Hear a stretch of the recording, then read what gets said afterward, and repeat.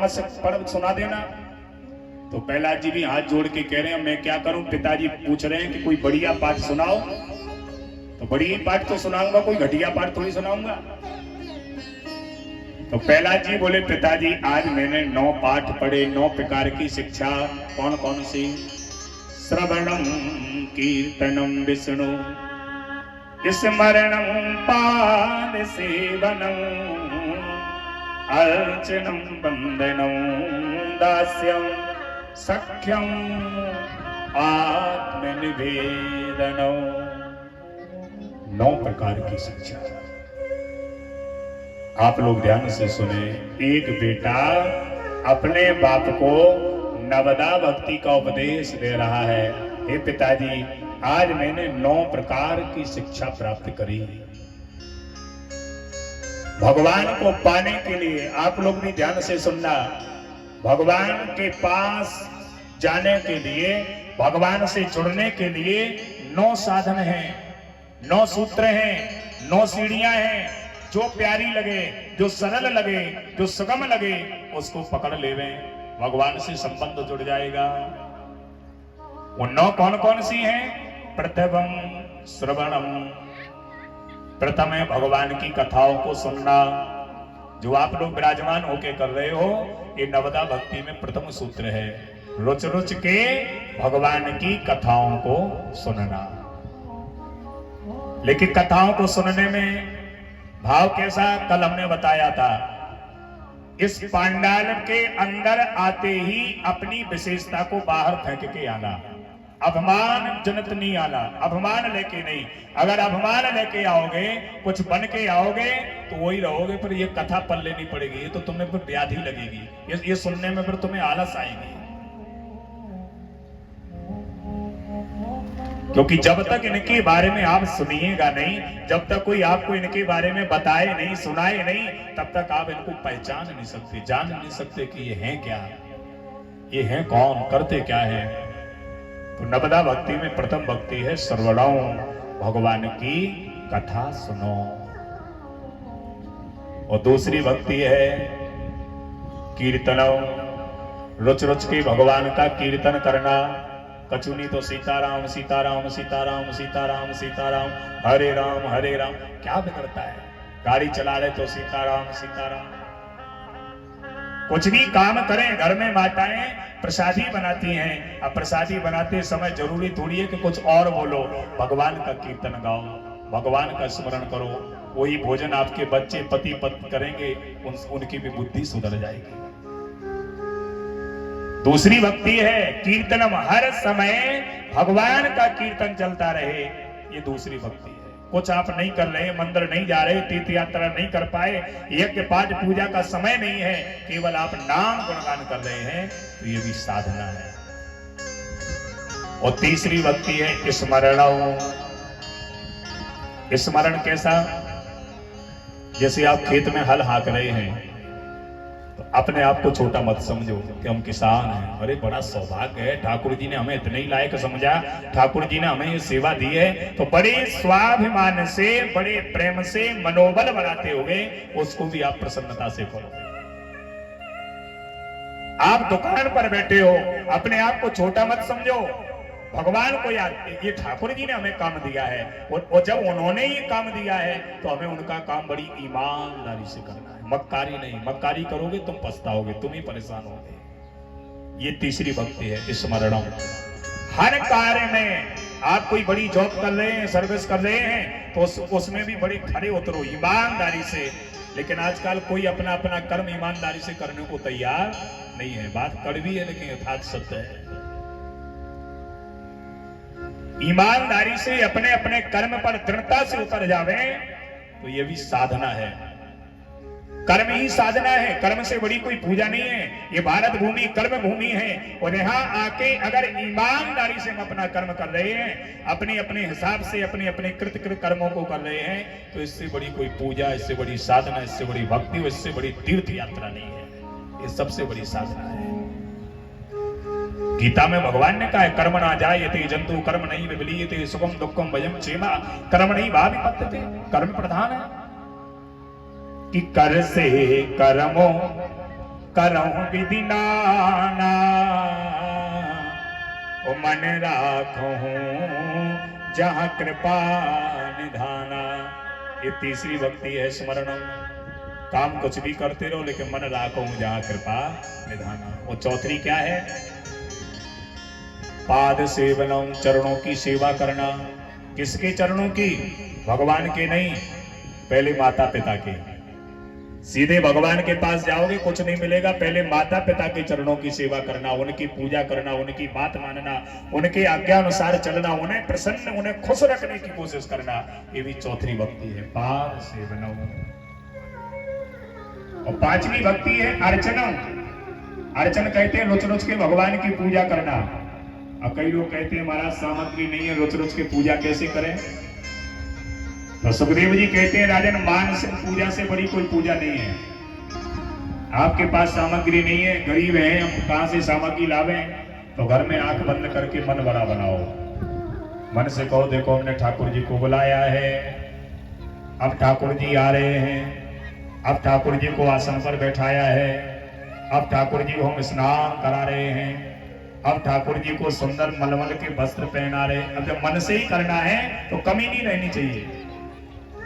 अब ठाकुर जी को भोग लगा रहे हैं, आरती पूजा, ये मानसिक पूजा है। और पांचवी भक्ति है नवदा भक्ति में अर्चनो। 5 मिनट बैठ जाओ आंख बंद करके, 5 मिनट ये साधना कर लो, तो इससे बड़ी कोई पूजा नहीं है। आप कई यात्रा में, जैसे कई लोगों का नियम होता है कि ये जब तक नहीं करें, भोजन ही नहीं करें, तो सबसे बड़ा साधन है। आप यात्रा में हैं, 5 मिनट शुद्ध पवित्र होके बैठ जाओ और बस ऐसी पूजा कर लो। अब हमने ठाकुर जी के पास हम पहुंच गए, अब हमने अपने हाथ धोले, आचमन किया, अब ठाकुर जी का आवाहन किया, अब बढ़िया स्नान करा रहे हैं, पर पहुंच रहे हैं, पर वस्त्र पहना रहे हैं, पर श्रृंगार, बोले हाथ तिलक बड़ा प्यारा लगाया है मैंने। मनोबल ही तो बनाना है, सोचनी तो है मन में। तो ये है पांचवी भक्ति अर्चनों। और छठवीं भक्ति है ये। अब बताओ इसमें कुछ लग रहा है? कुछ खर्च हो रहा है कि मेहनत लग रही कि पैसा लग रहे कि क्या लग रहा है? बस अपने से बड़ा कोई देखा भैया जय सिया राम, राधे श्याम, जय श्रीमन नारायण। इसका नाम है बंधन। अपने से बड़ों का बंधन करना, ये छठवीं भक्ति है नवदा भक्ति में। बंधन करना आ गया तभी बंधनीय हो सकते हो, नहीं तो बंधनीय होने वाले नहीं हो। पहले बंधन करना पड़ेगा। लेकिन आजकल बड़ी विडंबना है, बंधनीय तो सब बनना चाहते पर बंधन कोई नहीं करना चाहता। झुकाने को सब तैयार हैं, उंगली उठाने के लिए सबकी उंगली है, पर स्वयं झुकने को कोई तैयार नहीं है। और 7वीं भक्ति है दास्यम। अपने आप को छोटा समझो, कितने बड़े बन जाओ, भैया हम तो दास हैं, क्या करना। आजकल भी वास्तव में जो संत हैं वो अपने आप को कभी संत मानते नहीं, और जो मानते हैं उनमें कहीं ना कहीं थोड़ी सी कमी है। जो संत हैं वो एक ही बात करते हैं, क्या बोले, मान बढ़ाई जब से आई तब से किस्मत फूटी, और स्वामी स्वामी बजने लागे लगन राम से। अब हम ही स्वामी हो गए, लगन राम से छूटी। अब दुनिया हमें ही स्वामी मानने लगी, इन्हें कौन माने, इन्हें कौन पूछे, हम ही भगवान बन गए। तो ये संत नहीं है। संत कौन है? बोले जो अपने आप को छोटा समझे, अपने आप को दासत्व जिसके अंदर भर जाए, वो संत है। 7वीं भक्ति है दासोह। और 8वीं भक्ति है सख्यम। सख्यम यानी भगवान से कोई ना कोई संबंध जोड़ लेना। संबंध कैसा? बोले जो तुम्हारे पास ना हो वो इन्हें बना लो। तुम्हारा भाई नहीं है, इनसे कहो देखो अब आप ही हो मेरे, आप ही मेरा सहयोग करोगे, आप ही को मेरा हाथ बटाना पड़ेगा। माता पिता तुम्हें छोड़ के चले गए, इनके ऊपर छोड़ दो, तुम ही माता पिता हो, तुम ही मेरा मार्गदर्शन करोगे। तुम्हारा बेटा नहीं है, ये संसारिक बेटा तो यहां भी धोखा देंगे, पर अगर इसे प्रेम से माना तो यहां भी साथ और वहां भी साथ, जीवन धन्य बना देगा। लेकिन शर्त यह है कि संबंध बनाओ तो जैसे अपनों से तुम्हें डर लगता है कि नाराज नहीं हो जावे, बात बात का ख्याल करते हो, ऐसे इनका भी ख्याल होना चाहिए।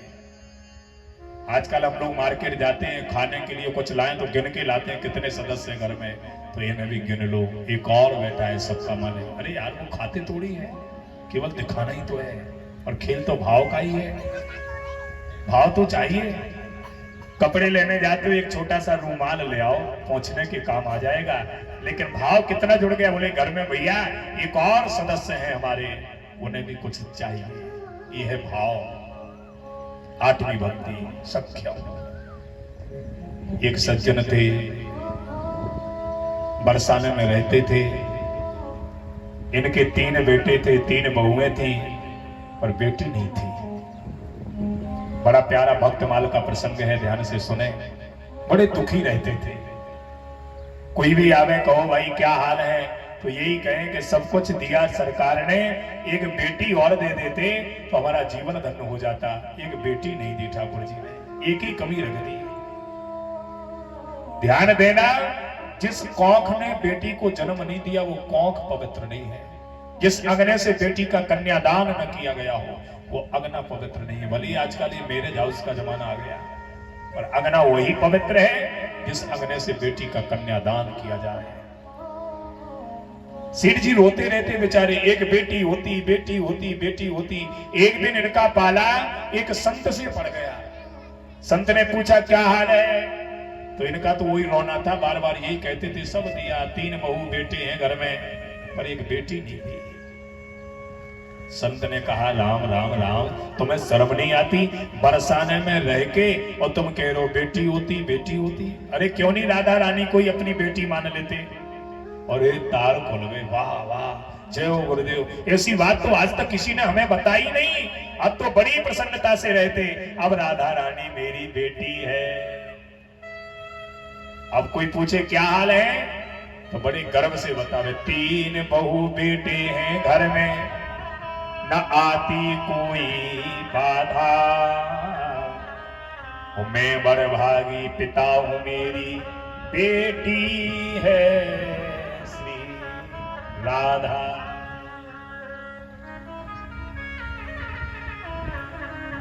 राधा रानी को बेटी मानने लगे। एक दिन कथा में वर्णन आया, तीनों बहुओं ने सेठ जी से कहा सुनो चूड़ियां टूट गई, चूड़ियां पहनेंगे, मनहारन को बुलाइए। मर्यादा थी, घर से बाहर नहीं निकलती थी, मनहारन को बुलाया। तीनों बहुओं को चूड़ियां पहनाई। मनहारन जब जाने लगी तो क्या देखा, एक चौथरा हाथ भी बड़ा है। अब मनहारन बोली इनके घर में तो 3 बहुएं, चौथरा कौन है। लेकिन उसे लगा हमें करना क्या है, हमारे तो दाम ही बन रहे हैं, चूड़ियां तो पहनाना है।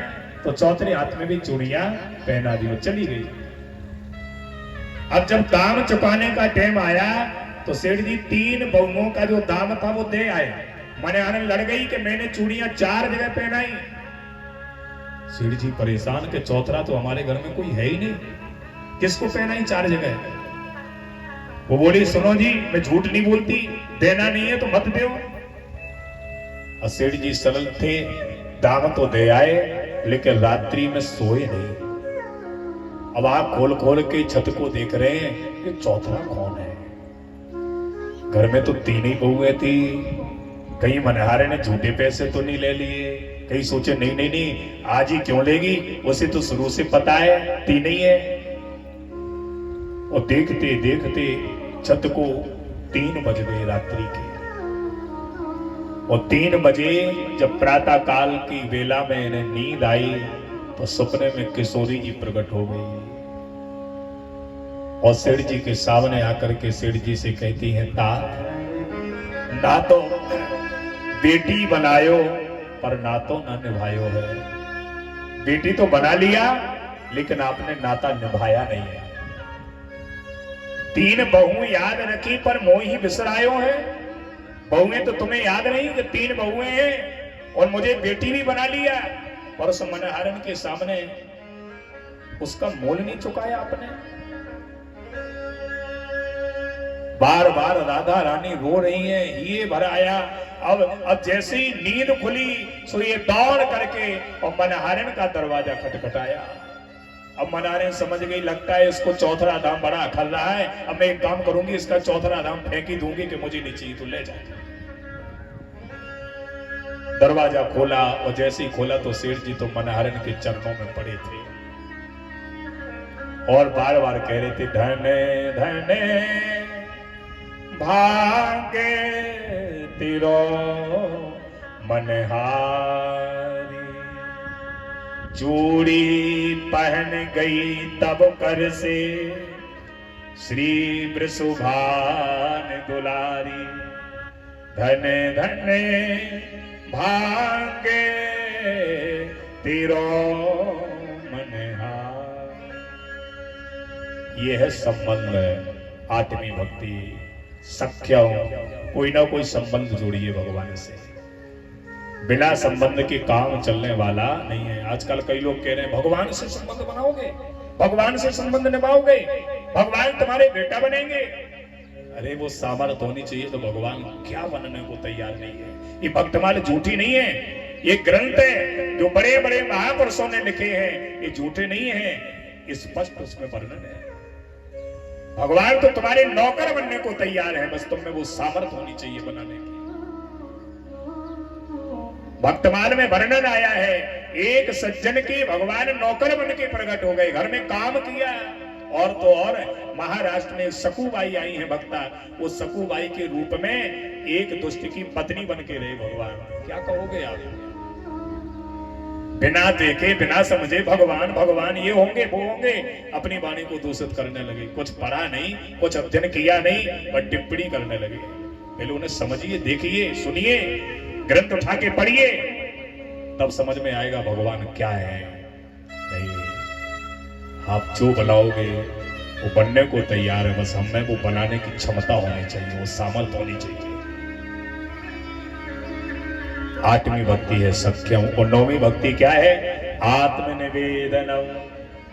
जो भी है, ये जैसे अपन भागवत कथा कर रहे हैं, पूर्णाहुति के बाद हम इसे भूल जाएं कि हमने कुछ कराया था, ये नौवीं भक्ति है। उसका गाना ना गाएं, मैं पर मैंने ये कराया, और वक्ता कहे बारे हम पर मैंने कथा सुनाई, तो ये मूर्खता है।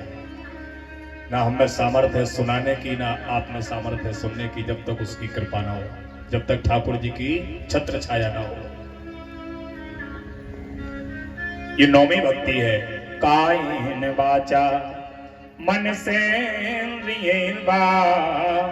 बुद्ध्यात्मना भानुसुत स्वभावा करोमि अद्य सकलं परस्मैः नारायणायेति समर्पयेता। ये है नौवीं भक्ति। काया से, मन से, इंद्रियों से किया गया कर्म भगवान के चरणों में अर्पण कर देना ही नौवीं भक्ति है। बोलो भक्त वत्सल भगवान की जय।